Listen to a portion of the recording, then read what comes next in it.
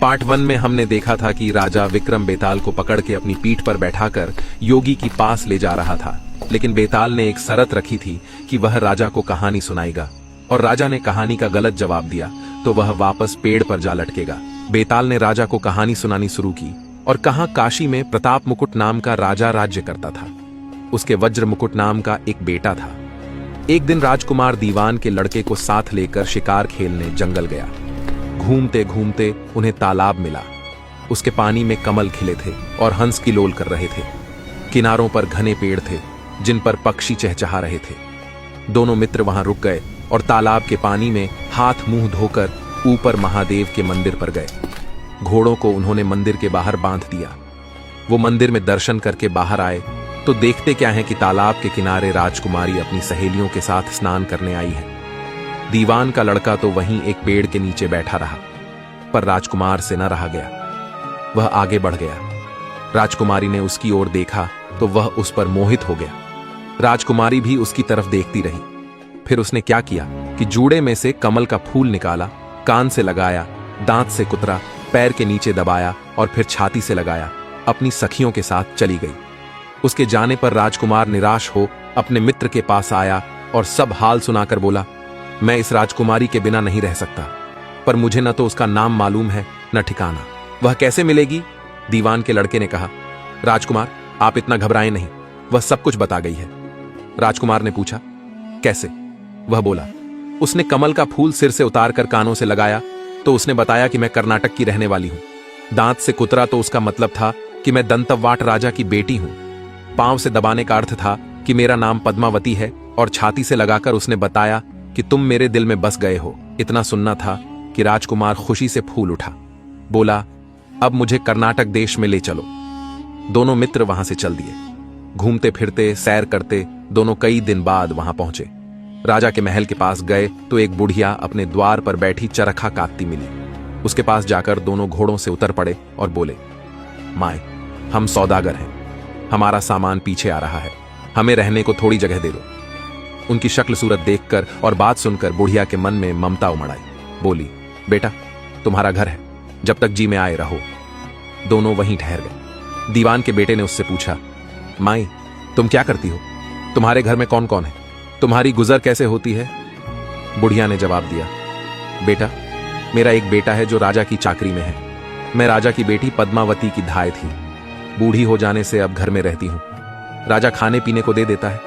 दिन में एक बार राजकुमारी को देखने महल में जाती हूं। राजकुमार ने बुढ़िया को कुछ धन दिया और कहा, माई, कल तुम वहां जाओ तो राजकुमारी से कह देना कि जेठ सुदी पंचमी को तुम्हें तालाब पर जो राजकुमार मिला था वह आ गया है। अगले दिन जब बुढ़िया राजमहल गई तो उसने राजकुमार का संदेश उसे दे दिया। सुनते ही राजकुमारी ने गुस्सा होकर हाथों में चंदन लगाकर उसके गाल पर तमाचा मारा और कहा, मेरे घर से निकल जा। बुढ़िया ने घर आकर सब हाल राजकुमार को कह सुनाया। राजकुमार हक्का बक्का रह गया। तब उसके मित्र ने कहा, राजकुमार, आप घबराएं नहीं, उसकी बातों को समझें। उसने 10 उंगलियां सफेद चंदन में मारी। इससे उसका मतलब यह है कि अब 10 रोज चांदनी के हैं। उनके बीतने पर मैं अंधेरी रात में मिलूंगी। 10 दिन के बाद बुढ़िया ने फिर राजकुमारी को खबर दी तो इस बार उसने केसर के रंग में 3 उंगलियां डुबोकर उसके मुंह पर मारी और कहा, भाग यहां से। बुढ़िया ने आकर सारी बात सुना दी। राजकुमार शोक से व्याकुल हो गया। दीवान के लड़के ने समझाया, इसमें हैरान होने की क्या बात है? उसने कहा है कि मुझे मासिक धर्म हो रहा है, 3 दिन और ठहरो। 3 दिन बीतने पर बुढ़िया फिर वहां पहुंची। इस बार राजकुमारी ने उसे फटकार कर पश्चिम की खिड़की से बाहर निकाल दिया। उसने आकर राजकुमार को बता दिया। सुनकर दीवान का लड़का बोला, मित्र, उसने आज रात को तुम्हें उस खिड़की की राह बुलाया है। मारे खुशी के राजकुमार उछल पड़ा। समय आने पर उसने बुढ़िया की पोशाक पहनी, इत्र लगाया, हथियार बांधे। दोपहर रात बीतने पर वह महल में जा पहुंचा और खिड़की में से होकर अंदर पहुंच गया। राजकुमारी वहां तैयार खड़ी थी। वह उसे भीतर ले गई। अंदर के हाल देखकर राजकुमार की आंखें खुल गईं। एक से एक बढ़कर चीजें थीं। रात भर राजकुमार राजकुमारी के साथ रहा। जैसे ही दिन निकलने को आया कि राजकुमारी ने राजकुमार को छिपा दिया और रात होने पर फिर बाहर निकाल लिया। इस तरह कई दिन बीत गए। अचानक एक दिन राजकुमार को अपने मित्र की याद आई। उसे चिंता हुई कि पता नहीं उसका क्या हुआ होगा। उदास देखकर राजकुमारी ने कारण पूछा तो उसने बता दिया। बोला, वह मेरा बड़ा प्यारा दोस्त है, बड़ा चतुर है, उसकी होशियारी ही से तो तुम मुझे मिल पाई हो। राजकुमारी ने कहा, मैं उसके लिए बढ़िया बढ़िया भोजन बनवाती हूं, तुम उसे खिलाकर तसल्ली देकर लौट आना। खाना साथ में लेकर राजकुमार अपने मित्र के पास पहुंचा। वे महीने भर से मिले नहीं थे।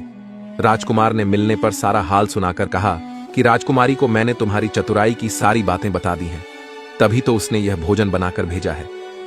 दीवान का लड़का सोच में पड़ गया। उसने कहा, यह तुम अच्छा नहीं किया। राजकुमारी समझ गई कि जब तक मैं हूं वह तुम्हें अपने बस में नहीं रख सकती, इसलिए उसने इस खाने में जहर मिलाकर भेजा है। यह कहकर दीवान के लड़के ने थाली में से एक लड्डू उठाकर कुत्ते के आगे डाल दिया। खाते ही कुत्ता मर गया। राजकुमार को बड़ा बुरा लगा। उसने कहा, ऐसी स्त्री से भगवान बचाए, मैं अब उसके पास नहीं जाऊंगा। दीवान का बेटा बोला, नहीं, अब ऐसा उपाय करना चाहिए जिससे हम उसे घर ले चलें। आज रात को तुम वहां जाओ, जब राजकुमारी सो जाए तो उसकी बाईं जांघ पर त्रिशूल का निशान बनाकर उसके गहने लेकर चले आना। राजकुमार ने ऐसा ही किया। उसके आने पर दीवान का बेटा उसे साथ ले योगी का भेष बना मरघट में जा बैठा और राजकुमार से कहा कि तुम ये गहने लेकर बाजार में बेच आओ। कोई पकड़े तो कह देना कि मेरे गुरु के पास चलो और उसे यहां ले आना। राजकुमार गहने लेकर शहर गया और महल के पास एक सुनार को उन्हें दिखाया। देखते ही सुनार ने उन्हें पहचान लिया और कोतवाल के पास ले गया। कोतवाल ने पूछा तो उसने कह दिया कि ये मेरे गुरु ने मुझे दिए हैं। गुरु को भी पकड़वा लिया गया। सब राजा के सामने पहुंचे। राजा ने पूछा, योगी महाराज, ये गहने आपको कहां से मिले? योगी बने दीवान के बेटे ने कहा, महाराज, मैं मसाने में काली चौदस को डाकिनी मंत्र सिद्ध कर रहा था कि डाकिनी आई। मैंने उसके गहने उतार लिए और उसकी बाईं जांघ में त्रिशूल का निशान बना दिया। इतना सुनकर राजा महल में गया और उसने रानी से कहा कि पद्मावती की बाईं जांघ पर देखो कि त्रिशूल का निशान तो नहीं है। रानी ने देखा तो था। राजा को बड़ा दुख हुआ। बाहर आकर वह योगी को एक ओर ले जाकर बोला, महाराज, धर्मशास्त्र में खोटी स्त्रियों के लिए क्या दंड है? योगी ने जवाब दिया, राजन, ब्राह्मण, गुरु, स्त्री, लड़का और अपने आसरे में रहने वालों से कोई खोटा काम हो जाए तो उसे देश निकाला दे देना चाहिए। यह सुनकर राजा ने पद्मावती को डोली में बिठाकर जंगल में छुड़वा दिया। राजकुमार और दीवान का बेटा तो ताक में बैठे ही थे। राजकुमारी को अकेली पाकर साथ ले अपने नगर में लौट आए और आनंद से रहने लगे। इतनी बात सुनाकर बेताल बोला, राजन, यह बताओ कि पाप किसको लगा है? राजा ने कहा, पाप तो राजा को लगा। दीवान के बेटे ने अपने स्वामी का काम किया। कोतवाल ने राजा को कहना माना और राजकुमार ने अपना मनोरथ सिद्ध किया। राजा ने पाप किया, जो बिना विचारे उसे देश निकाला दे दिया। राजा का इतना कहना था कि बेताल फिर उसी पेड़ पर जा लटका। आगे की कहानी नेक्स्ट पार्ट में जानेंगे।